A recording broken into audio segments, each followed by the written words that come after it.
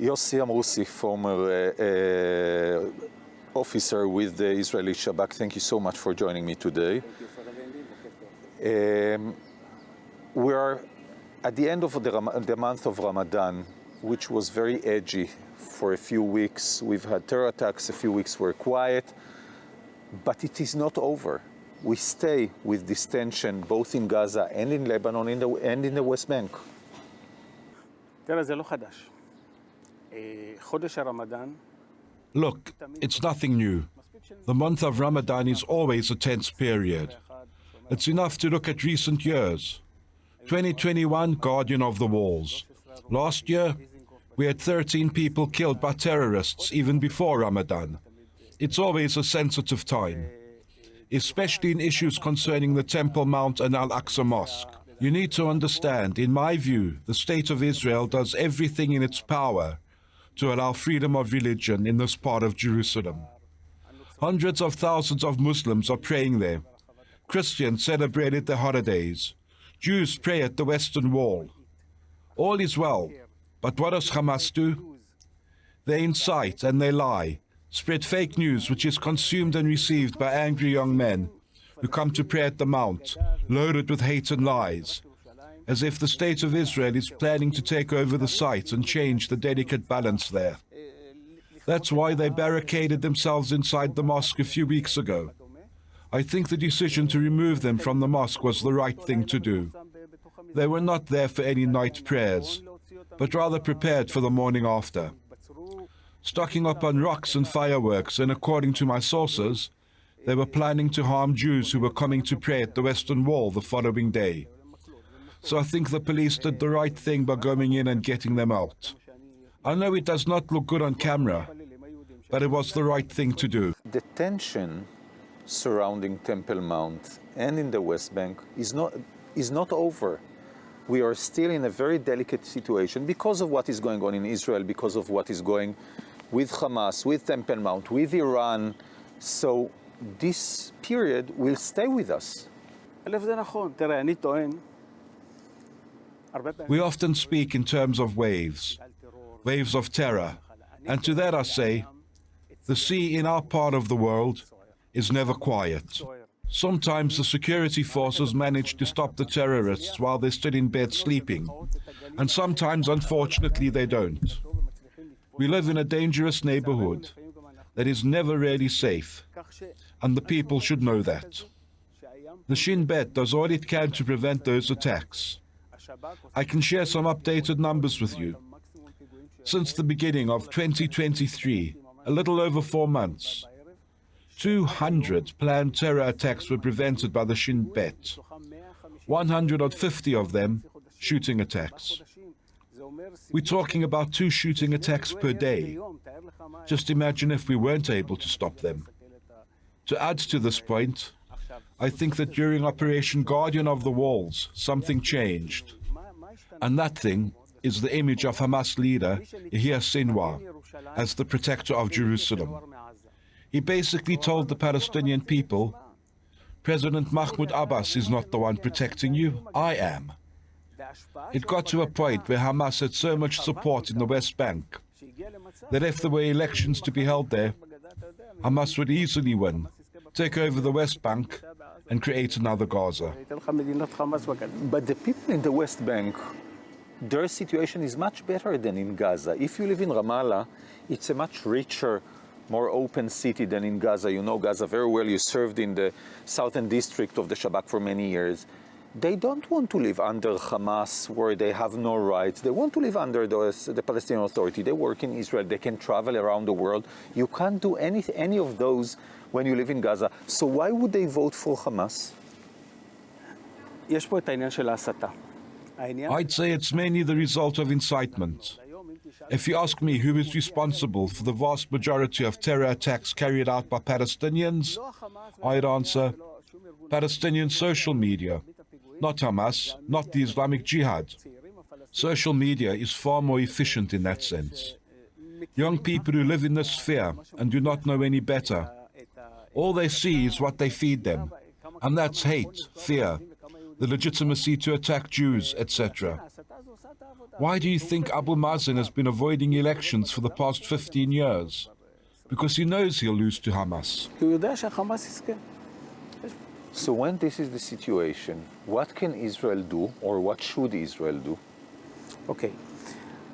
אז קודם כל קטונתי, אני חושב שהבכירים... I'd like to stay humble and say that the people currently in charge of the Shin Bet, I know them very well, are doing a great job.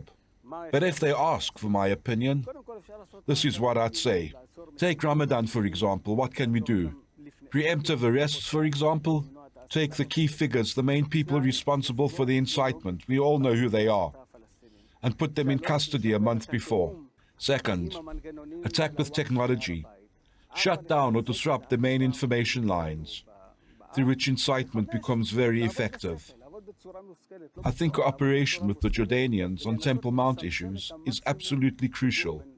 We need better intelligence and, in general, work smarter, be alert to the sensitivities. With regards to the West Bank, and again, this is just my personal opinion, I see more Iranian involvement in the West Bank. Just this week, we heard of 2 West Bank residents who were getting orders directly from the Quds Force based in Lebanon. We should pay very close attention. This connection is becoming stronger. Hamas and Iran have closer ties than ever before. There is a Hamas delegation visiting Saudi Arabia, and the Saudis freed 5 Hamas detainees at the request of the Iranians. So they have their hands deeper in our region than ever before. וזה לא חדש דרך אגב. So Yossi, you are touching a very delicate issue of the involvement of Iran in this area. We saw it from Syria, from Lebanon, from Gaza, from Yemen, and in the West Bank. And in the past, Hamas, that you know very well, refused to be connected to Iran because they are Sunni and they are Shia. The founder of Hamas, Ahmad Yassin, said big no-no to that. And currently, we see leaders of Hamas like Salah Harouri, like others, going to Tehran, getting money from Iran, and practically putting their Sunni lives in the Irani Shiite hands. אתה יודע, יש פתגם בערבית שאומר, אני ואחי נגד בן דודי. You know, there's an old Arabic phrase that says, I fight against my brother and I are against our cousin, and all of us together are against the outsider. We are the outsider. That's why the factions join hands in fighting with us. It doesn't matter if you're Sunni or Shiite. You have a common enemy, the Jews. And that's why the Sunni Hamas has great ties with Shiite Iran. In my time in service, I think it was the early 2000s, we integrated 3 Gaza residents who went for military training in Iran. So it's nothing new. Today Hamas receives Iran with open arms. ידיים מושטות של איראן, והוא נכנס אליהם בנפש חפצה. And what does Yahya Sinwar want? Because he's stuck in Gaza, and if his friends shoot from Lebanon, like we saw, he will pay the price in Gaza. It is much harder for Israel to attack in Lebanon than to attack in Gaza. אבל הוא רואה... Let's see how we usually respond to those incidents. So I think they're not deterred. I happen to know Yahya Sinwar personally. Nowadays, he's a very influential and charismatic figure in Gaza, and I'm not sure he fears the Israeli response as it is today. But the people in Gaza, they paid a heavy price in 2014 in Operation Protective Edge after the kidnapping of the three boys in the West Bank. And 2 years ago in Guardian of the Walls, in the last operation in Gaza. It is much better not to be in Gaza when there are operations. So he allows himself to create terrorism, and he thinks he will not pay any price. Hamas doesn't consult with the population before taking action. As a matter of fact, they don't care about the people at all. But they know that Israel, or rather the Israeli people, are not willing to pay the heavy price that comes from taking back control of the Gaza Strip. We're willing to pay with money, but not in blood. We allow funds to come in aid from other countries.